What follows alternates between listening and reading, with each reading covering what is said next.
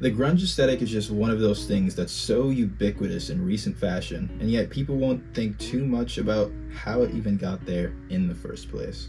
And I don't blame them. It's just been there for so long, it's become a precedent in modern fashion and music. It's referenced so much in our pop culture just because of how much of an impact it had. If you're looking for it, you're definitely going to find references in movies, songs, even in video games and cartoons. When you listen to the music, you're instantly hit with things that are deviating from the norms. Loud screeching guitar riffs piled up on top of long, howling, drawn-out vocals with aggressive drums. The music isn't afraid to sound tense and even volatile at times. That's one of the many things I truly love about grunge rock. Another thing you might notice with the music is how things can tend to come out of nowhere and catch you completely by surprise. One moment you have to turn the volume on because the vocals are almost at a whisper level, then as soon as you do,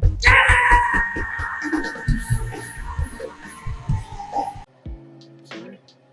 I don't know about you, but I can hear this picture. And this one. You might be thinking why a flannel is the main clothing piece people think about when they talk about grunge.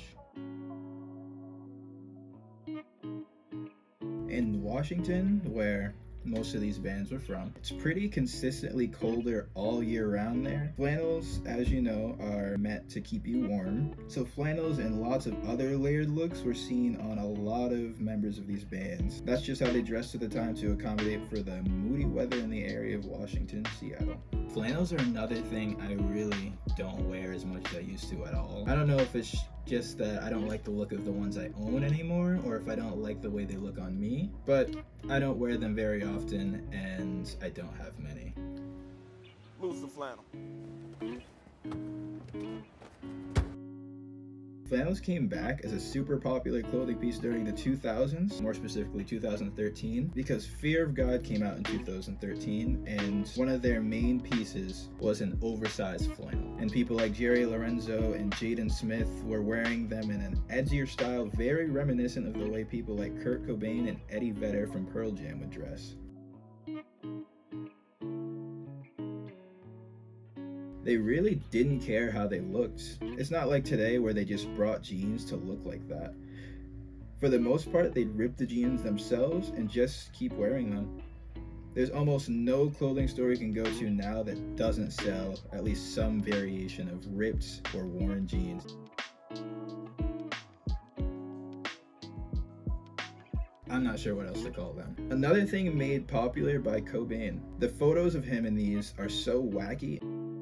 He wore so many random things, not just here and in photo shoots, but during live performances too. Him, Dave Grohl, and Chris Novoselic, the other two members of the band, would sometimes even wear dresses at concerts. This just shows the chaotic nature of the scene. When it comes to how grunge rockers dress, it seems like they weren't really held back by any previous rock theme, like 80s hair metal or things like Kiss, or even wearing stuff like all black or leather jackets exclusively. Things that I've seen in this scene are shoes and boots that are painted on, scribbled on, dirty, and look like they're on their last breaths. Sweaters that have holes and sweaters that are barely even a sweater anymore, as long as you can stay on your body, and a lot of oversized patterned layers. This is just a few examples, but I personally think almost anything can work for a grunge kind of look. If you disagree, let me know. I got a little off track, back to the classes.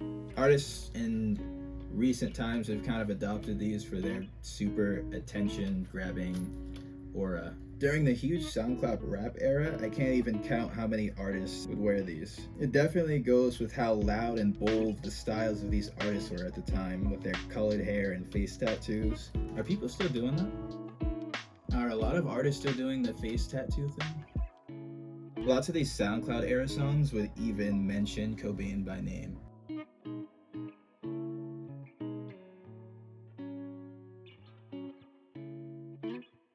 Even if it seems like the only thing they thought was worth any value was the fact that the frontman unalived himself, but I I digress. And before anybody leaves a hate message about that last part, I actually do like some of these songs. I just thought I'd point it out. Okay, you can leave it now. To me, grunge represents a rebellious freedom. A freedom to sing or play an instrument in very unconventional ways. With the fashion, I see freedom in not thinking too much about what you're wearing. Not thinking about too much of any of these textbook fashion rules like pattern clashing, or staying away from wearing multiple patterns, or even wearing clothes that are fitted to your body and tailored. Not that there's anything wrong with that. It just doesn't have to be here. But basically anything goes. Wearing whatever you feel fits your mood in that exact moment. It could be an old comfort shirt. It could be something with a simple graphic. It could be something with a super bright and crazy pattern. It could be literally almost anything depending on the person and what you like. I'm just trying to paint a picture for you. This is the unruly part of the fashion that parallels the attitude and sound of the music. Sorry about that last part, I'm just now realizing my fan was on. Flannels and cardigans used to be some of my favorite clothing pieces to wear when I was younger because I wanted to dress like the members from Nirvana. I still wear cardigans, not nearly as much as I used to, so I do have a lot more in my wardrobe than I actually wear. Like I said earlier, ripped jeans or any type of worn jean can easily be found in almost any clothing store. Some I'd recommend just going to thrift stores that specialize in denim, like American Eagle or Hollister, and Levi's.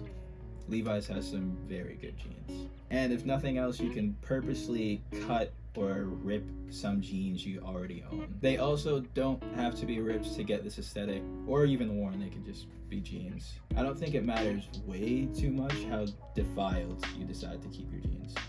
For patchwork denim, which is seen a lot, you can learn how to sew, or like the rest of us, keep an eye out for secondhand shops. Check out online stores that might have a more alternative audience. I think that might be your best bet. And of course, you can go to aftermarket sites like Depop. My Depop is in the description, by the way. I put stuff on there all the time for my wardrobe that I'm just not feeling anymore, and I put them up for pretty fair prices since I just want to get them out of my closet so I can have more space. There's even stuff on there that I've customized and painted myself, so if you're on the hunt for some interesting pieces, be sure to check that out. I have this one pair of patchwork denim. I bought them with most of this patchwork design done already. I did add a few things like the zipper closure on one leg and a strap closure on the other. And I took away some netting on the upper part that I personally thought was a little too ugly for me, and I recycled that material into some hats. I don't think I have to tell you where to get flannels, right? Flannels can be found basically anywhere, same as jeans, since it's so versatile when it comes to how many people in different walks of life find them essential in their wardrobes. It's important to find what you're comfortable in and what works for you. When I first started dressing how I wanted to, I didn't know exactly what I wanted to dress like. So when I saw a specific outfit on Kurt Cobain, I thought it looked so cool. I wanted a similar look for myself, so I added a personal spin to it so I'd get a similar look, but in all black.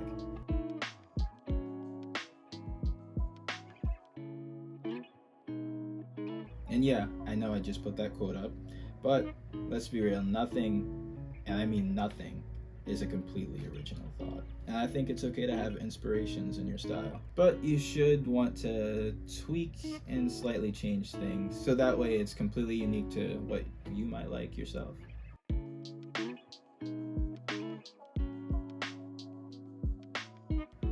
Fear of God was founded by Jerry Lorenzo. He originally aimed to create clothing that he would personally wear himself. His design philosophy was to make luxury, high-quality, timeless pieces. The early pieces that were really popular were the flannels for that oversized look, which really gives off a rebellious feeling to your outfit. I'm not sure how expensive this brand is, but if you ever wanted to check it out at all, they do sell Fear of God items in PacSun stores now, like in person, so.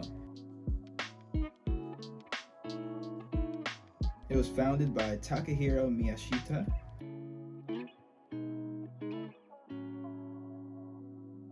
Miyashita. It was founded by Takahiro Miyashita. He wanted his brand to have a ragged rockstar kind of look. I don't know why I really like how that sounds. Ragged rockstar. Ragged rockstar. Ragged rockstar. Ragged rockstar. Ragged rockstar. A few collections from this brand were designed copying almost exact looks that Kurt Cobain was seen in. These are really cool pieces, but unless you're really into the brands or you don't have a problem with paying subjectively way too much for these, I can't recommend tracking down any of these items realistically. You could just find something with a similar style a lot cheaper secondhand or literally anywhere else. I don't think there's a lot of rules to grunge, the fashion or the music. But if you're interested in grunge as an aesthetic or a music, either one, and you didn't really have a starting point, maybe you could have found that in this video. I'm gonna leave a link to all the articles that I used to make this video down in the description, along with my Instagram and Depop. Be sure to follow me on Instagram to find out when more videos come out. I'll post all that information on there, on the stories or an actual post. If you enjoyed any part of this video or learned anything from it, leave a like on it and subscribe to the channel to see more videos like this. It would really help me out a lot. That's it for this one. See ya.